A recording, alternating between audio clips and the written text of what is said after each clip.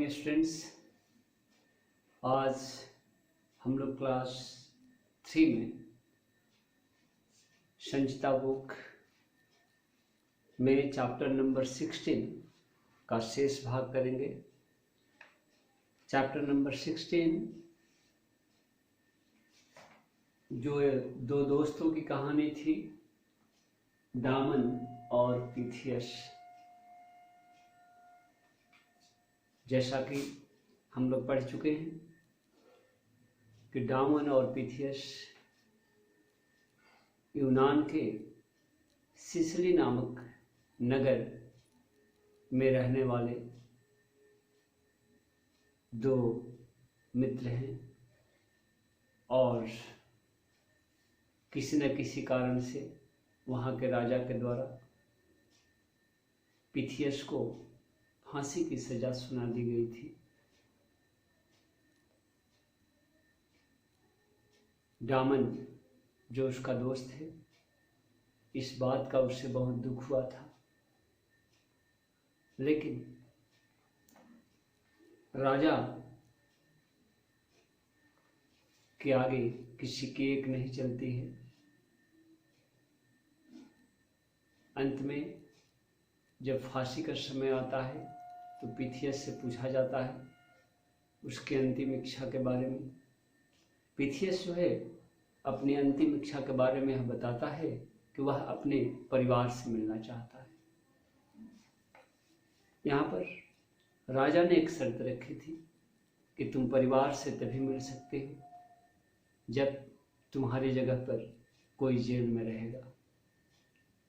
डामन जो पीथियस का सच्चा मित्र था, वह खुशी खुशी जेल में रहने के लिए तैयार हो गया।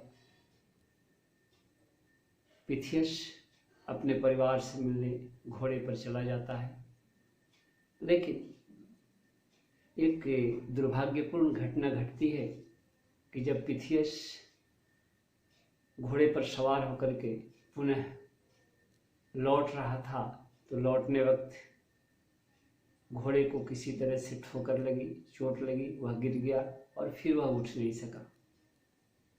पीथियस को भी बहुत चोट लगी थी और इस प्रकार पीथियस को फिर जेल तक आने में देर लगी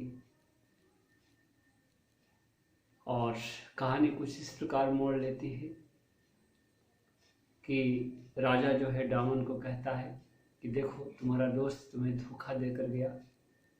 इस पर डामन जो है गुस्सा हो जाता है, क्रोध से भर जाता है राजा पर और कहता है कि नहीं, मेरा दोस्त ऐसा कभी नहीं हो सकता है। कहीं न कहीं किसी न किसी तरह की विपरीत परिस्थिति हमारे दोस्त के साथ आई है जिसके कारण वह नहीं लौटा है और वह मन ही मन खुश होता है कि चलो आज मेरी जान जो है मेरी दोस्त के काम में आ रही है। वह चाहता है, कौन? डामन, कि फांसी की सजा पीथियस को न पड़ करके उसे ही पड़े। लेकिन अंत में क्या होता है, जब फांसी की सजा होने वाली होती है तो उसी समय पीथियस पहुंच जाता है और वह बोलता है कि फांसी की सजा मुझे हुई है। डामन बोलता है, आइए पेज नंबर 127 का लास्ट जो पैराग्राफ है। डामन बोला, मित्र अब यह नहीं हो सकता, तुम घर जाओ। डामन बोलता है किसको? पीथियस को। फिर पीथियस ने कहा, यह तुम क्या कह रहे हो, फांसी की सजा तो मुझे हुई है। यह कहकर उसने फांसी का फंदा अपने गले में डाल दिया। कौन? पीथियस।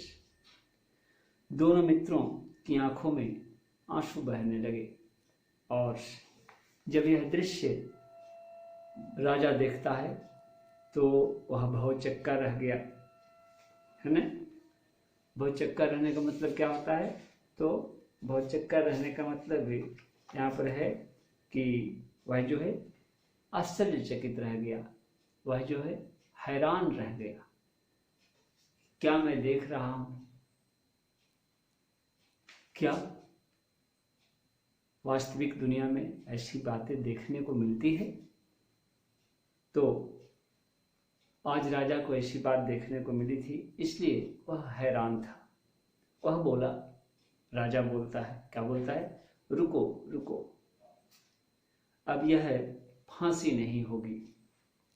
मैं ऐसे सच्चे मित्रों की जोड़ी को अलग नहीं कर सकता।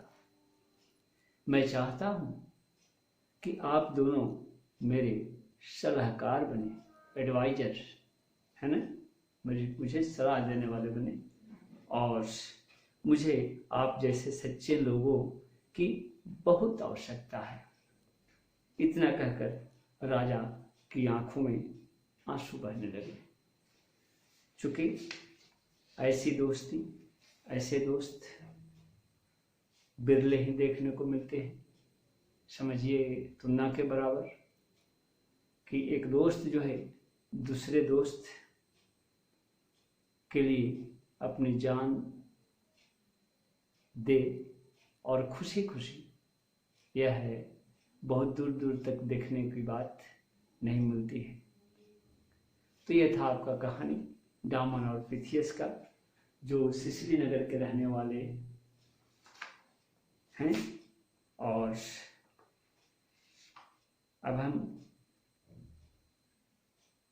इसके क्वेश्चन आंसर पर आएंगे। क्वेश्चन आंसर पर आने के पहले हम आपको बताएंगे कि इस पाठ का उद्देश्य आपका क्या था।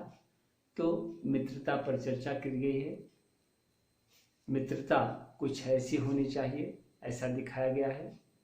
हमें जो है परस्पर प्रेम रखना चाहिए दोस्ती में, और हमें घर परिवार के प्रति अपना प्रेम रखना चाहिए।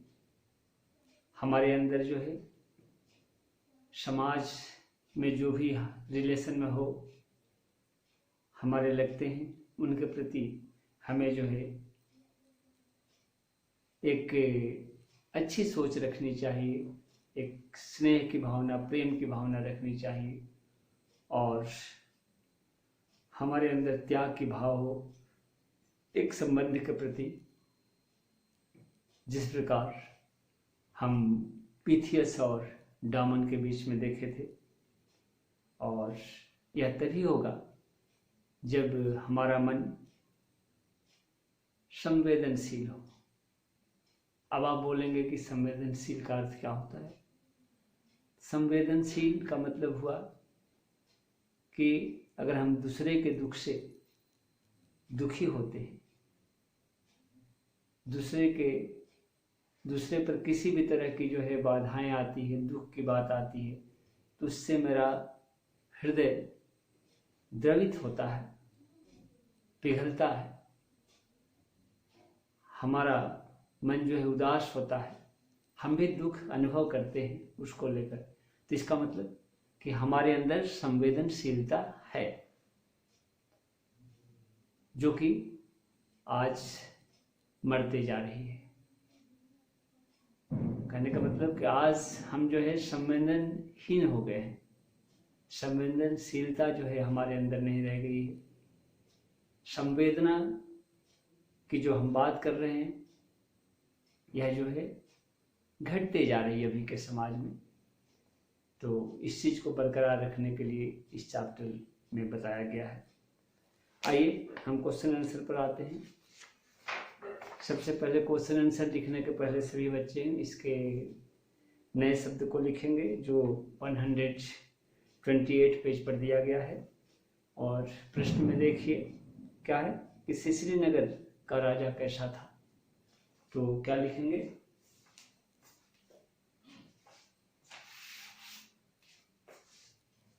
सिसिली नगर का राजा कैसा था? सिसिली नगर का राजा आपका क्रूर और अत्याचारी था। मौखिक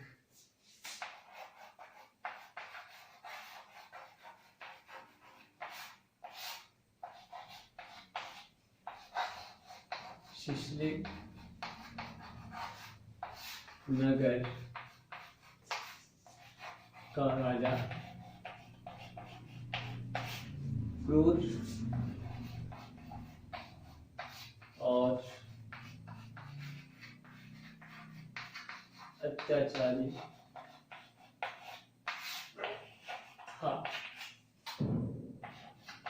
ख नंबर क्वेश्चन है आपका कि राजा ने फांसी की सजा किसे सुनाई। तो लिखिएगा कि राजा ने फांसी की सजा पिथियस और महर्षि का या दंत पिथियस को सुनाई। सही बच्चे, ये दोनों क्वेश्चन को देखेंगे। देखिए क्वेश्चन क्या है कि सिसिली का राजा कैसा था। सिसिली नगर का राजा क्रूर और अत्याचारी था। पूर्ण विराम। नेक्स्ट क्वेश्चन है कि राजा ने किसे सजा सुनाई। क्या आंसर लिखेंगे। राजा ने फांसी की सजा पिथियस को सुनाई। राजा ने किसको सजा सुनाई थी। तो पिथियस को, है ना, जो डामन का दोस्त था। नेक्स्ट क्वेश्चन आपका है कि जेल में रहने को कौन राजी हुआ। इसको भी लिख लीजिए। ग नंबर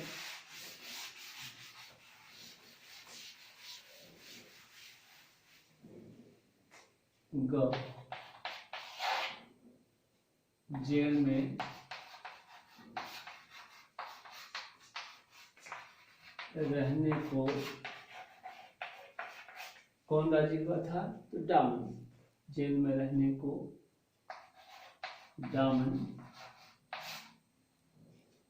राजी हुआ। और लास्ट मौखिक का घ नंबर है क्वेश्चन आपका कि राजा ने अंत में क्या किया। तो राजा ने अंत में फांसी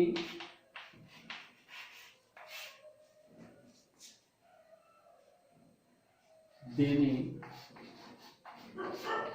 के अपने निर्णय को बदल दिया।